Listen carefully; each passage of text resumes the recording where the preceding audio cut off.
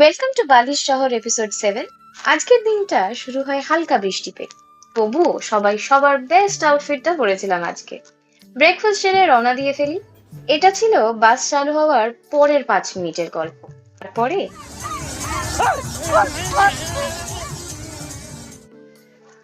পৌঁছে গেছিলাম আমার ফোর্ট। পাহাড়ে ওঠার রাস্তাটা ছিল গাড়ি করে।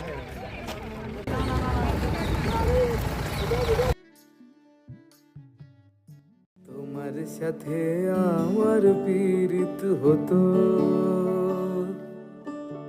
যদি তোমার সাথে আমার পীড়িত হতো, তবে নদীও গাইতো, পাখিও বাইতো আমার মনের মতো। তোমার সাথে আমার পীড়িত হতো। সত্যি বলতে এই জায়গাটা রাজস্থানে আমার সব থেকে পছন্দের। तो आप जो पैलेस देखने आए हो इसका नाम है मानसिंह महल या आमेर पैलेस।